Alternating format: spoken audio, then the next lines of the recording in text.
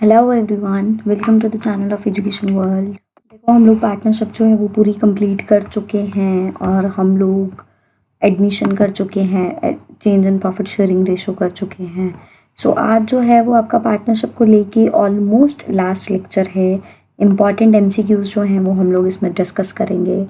So I hope आप लोगों ने अच्छे से पार्टनरशिप प्रिपेयर कर लिया हो। सो स्टार्ट करते हैं। So the very first question is, कहते हैं what will be the value of the goodwill at twice the average of last 3 years? Last 3 years की हमको एवरेज लेनी है, ट्वाइस पे हमको वैल्यू लेनी है अगर प्रॉफिट है 4,000, 5,000 एंड 6,000। सो देखो 4,000, 5,000 और 6,000 तीन हमारे पास प्रॉफिट्स हैं, तीनों का एवरेज ले लेता है। कितना बना? 15,000 divided by 3, 5,000। This is our average. तो गुडविल लेनी है ट्वाइस पे, ट्वाइस यानी डबल, तो 5,000 multiply by 2, 10,000। That is the answer. Second question करता है, कहता है goodwill is nothing more than the probability that the old customer will resort to the old place. This definition is given by. बेटा ये बहुत important definition है, Lord Elder ने दी है, जिसने ये कहा है, कहता है गुडविल और कुछ भी नहीं है, सिर्फ इतनी सी गेम है कि नेक्स्ट क्वेश्चन करते हैं। कहता है a firm has average profit of 60,000, rate of capital employed is 12.5%, total capital employed is 4 lakh and goodwill on the basis of purchase of super profit। हमें चाहिए कौन सा प्रॉफिट? Super profit. तो super profit के लिए सबसे पहली requirement होती है एवरेज प्रॉफिट, दैट इज 60,000। दूसरी रिक्वायरमेंट होती है normal profit, that is capital employed यानी कि 4 lakh multiply by 50,000। So you have the normal profit of 50,000। So super profit is average profit minus normal profit, which means 60,000 minus 50,000. So you will get the super profit of 10,000. So goodwill किस तरह से calculate करनी है? On the basis of the 2 years purchase. 10,000 into 2, it's 20,000. So A option is the right answer. Next question की बात करते हैं। कहता है weighted average method of calculating the goodwill is used। बेटा बहुत इंपॉर्टेंट है ये क्वेश्चन, बहुत सारे एग्जाम्स में आता है। ज़रूरी ही नहीं है कि ये सिर्फ CBSE के एग्जाम्स में पूछा जाता है, तो तब भी जो है ऑब्जेक्टिव सेशन में जो स्टार्टिंग में आपको क्वेश्चन आते थे 1 मार्क्स के, उसमें पूछा जाता था ये क्वेश्चन। और अदर कॉम्पिटिटिव एग्जाम्स में भी अकाउंटेंसी की जो है वो ये पूछा जाता है। वेटेड एवरेज मेथड हम लोग तब फॉलो करते हैं जब हमारे पास प्रॉफिट का इंक्रीजिंग या डिक्रीजिंग ट्रेंड हो, मतलब when the profits are showing the trend, when the profits are showing trends. So D option is the right answer. Over normal profit ने किया कि जब भी हम एवरेज में से नॉर्मल माइनस करेंगे we will get super profit. So right answer is super profit. Next is increase in the value of the assets on reconstitution of firm results in. देखो अगर आपके एसेट्स की वैल्यू इंक्रीज होती है ना reconstitution पे, तो क्या होगा?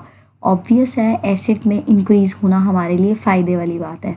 सो it will lead to the gain to the existing partners.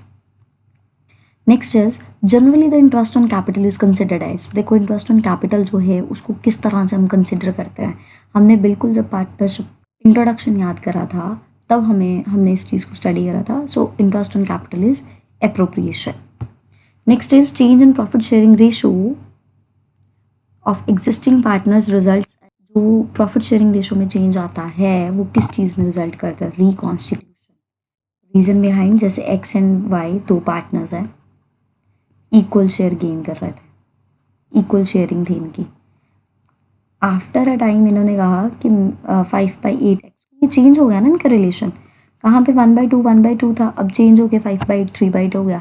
So it will lead to the reconstitution. क्या हो जाएगा? रिकॉन्स्टिट्यूशन। पुरानी पार्टनरशिप जो है वो चेंज होके नई पार्टनरशिप में कन्वर्ट हो जाएगी। Next is eight the time of admission of a new partner. एक नए पार्टनर के एडमिशन के टाइम पे जर्नल रिजर्व जो अपेयर हो रहा होता है बैलेंस शीट में, उसको हम कहाँ पे ट्रांसफ़र करते हैं? देखो जो एग्जिस्टिंग जर्नल रिजर्व है ना, एग्जिस्टिंग जनरल रिजर्व वो ओल्ड पार्टनर्स को डिस्ट्रीब्यूट किया जाता है ओल्ड रेशो में। ये नोट कर लो बेटा। So old partner capital account in old ratio. Persons who have entered into the partnership with one another, जो एक दूसरे के साथ पार्टनरशिप में एंटर करते हैं उनको हम लोग पार्टनर्स कहते हैं। They are non age partners. Director word बेटा कंपनी में यूज़ होता है। सोल प्रोप्राइटर जो है वो सोल प्रोप्राइटरशिप में यूज होता है जिसमें एक ऑनर होता है। Next we have A B C are partners in a firm if D is admitted as a new partner. देखो 3 पार्टनर्स हमारे पास, अगर हम डी को एडमिट करते हैं तो पुरानी फर्म डिसॉल्व करनी पड़ेगी, पुरानी फर्म और पुरानी पार्टनरशिप डिसॉल्व हो जाएगी या ओल्ड पार्टनरशिप रिकॉन्स्टिट्यूट होगा। तो ऐसा होगा कि ओल्ड पार्टनरशिप रिकॉन्स्टिट्यूट होगा, फर्म डिसॉल्व नहीं होती क्योंकि उसका मतलब है बिजनेस का डिसकंटिन्यू होना, फर्म के बिजनेस का फर्म का डिसोल्यूशन है। ठीक है। Next is X and Y are partners sharing profit and losses on the ratio of 5:3। यहाँ पे हम नोट कर रहे हैं 5 और 3/8। X surrenders 1/5 of his share in the favour of Z. तो जेड को एक से मिल गया 5/40, दूसरे से मिल गया 3/24। सो कहते हैं सेक्रीफाइसिंग रेशियो जो है वो कितना रहेगा। सो सेक्रीफाइसिंग कैसे निकालना, ध्यान से देखो। सेक्रीफाइसिंग का फॉर्मूला होता है ओल्ड माइनस न्यू, बट यहाँ पे देखना इसने 5/40 दिया, इसने 3/24 दिया, राइट। डिनोमिनेटर इक्वल नहीं है, वो इक्वल करने ही पड़ने हैं जो मर्जी हो जाए। तो हमने अब ये देखना है कि हाउ इज़ इट पॉसिबल कि 40 भी आ जाए और 24 भी आ जाए। देखो 4 8 जा 24 हो जाता है, 4 10 जा 40 हो जाता है ना। तो हम लोग कैसे करें कि ये जो है ये 40 बन जाए। 5:3 बन रहा ना, पर ये इस तरह से नहीं है, ये डिनोमिनेटर जो है ये इक्वल जाना चाहिए। सो इट विल बी 24 को अगर हम लोग मल्टीप्लाई करेंगे 42 जा 80, 80 डिवाइडेड बाई 24 बिल्कुल नहीं बनता, 120 डिवाइडेड बाई 24 बन जाता है। सो 5/40 मल्टीप्लाई बाई 3:3, ये बन गया 15/120। इस तरफ 3/24, इसको 5 से मल्टीप्लाई करेंगे, डिनोमिनेटर हो जाएगा बराबर 15/120। तो 15:15 यानी 1:1। सो राइट आंसर है ऑप्शन नंबर बी। एग्जाम में ये गलती आपको लग सकती थी, बट ये चीज़ याद कर लो कि जो क्या कहते हैं 40 है और 24 है, डिनोमिनेटर बराबर करना ज़रूरी है। ठीक है। On the admission of a new partner increase in the value of asset is debited. नए पार्टनर की एडमिशन करते हैं तो वैल्यू ऑफ एसेट जो है वो डेबिट करते हैं। कहाँ पे? Increase in value of asset. Entry डाल के देखते हैं, जब भी इंक्रीज इन एसेट होता है वो जाता है रीवैल्यूएशन में क्रेडिट साइड। तो रीवैल्यूएशन क्रेडिट हो जाता है तो एसेट का अकाउंट डेबिट हो जाता है। So right option is option B. X and Y are partner in the ratio of 5:3, XY 5/8, 3/8, Z is admitted for 1/5। So total share हो गया 1, ये हमेशा के लिए याद रख लो। रिमेनिंग शेयर हो गया 1 - 1/5 यानी कि 4/5। तो new ratio 5/8 multiply by 4/5, 3/8 multiply by 4/5। It's 20/8 5 are 40 and 3 4 are 12, 8 5 are 40। Z का रेशो है 1/5, डिनोमिनेटर बराबर करके 8/40। सो 20:12:8, 2 4 are 2 6 are 2 10 are 2 5 are 2 3 are 2 2 are, तो 5:3:2। बेटा अगर ये और ज़्यादा जो है वो कटिंग करके छोटा होता हो, सिंप्लीफाई होता हो, सो कर लेना है। न्यू पार्टनर में be admitted into a partnership. Partnership में नया पार्टनर एंटर होता है सबकी कॉन्सेंट से बेटा, with the consent of all partners। ये 2/3 है, with the consent of all old partners। ठीक है। सो नेक्स्ट क्वेश्चन की बात करते हैं। X and Y are partners sharing in the ratio of 3/5, 2/5। Z gets 3/20। Z को जो शेयर मिल रहा है वो मिल रहा है 3/20 फ्रॉम X। इसमें से 3/20 चला गया, इसमें से 1/20 चला गया, तो इसके पास 3/20 आ गया, 1/20 आ गया। सो कहते हैं कैलकुलेट द सेक्रीफाइसिंग रेशो। इसने 3 दिया, इसने 1 दिया, तो सीधी सीधी रेशो है 3:1। Next is X and Y are partners. X का 3/5 है, वाई का 2/5 है। दे एडमिट जेड, जेड को उन्होंने एडमिट किया 1/3 के लिए। सो हमने न्यू रेशो निकालना है, वही same. Total share 1, remaining share 1 - 1/3 यानी कि 2/3। तो 3/5 multiply by 2/3, 2/5 multiply by 2/3। So 6/15, 4/15, 1/3 multiply by 5/5, it's 5/15। तो 6:4:5 इज द राइट आंसर। करते हैं। A and B are partners sharing profit and losses on the ratio of 1:1।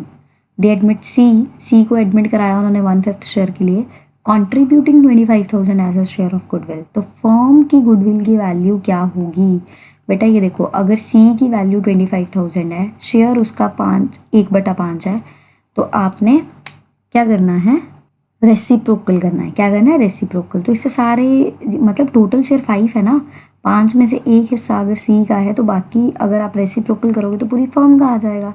So it will be 1,25,000। On the admission of a new partner, नए partner के admission पे पुरानी firm dissolve हो जाती है, पुरानी पार्टनरशिप डिजॉल्व, फर्म नहीं बेटा डिजॉल्व होती। फर्म के डिजॉल्व होने का मतलब डिसकंटिन्यू हो जाना बिजनेस, फर्म तो होती नहीं डिजॉल्व। ये नीदर भी गलत है, B option is the right answer.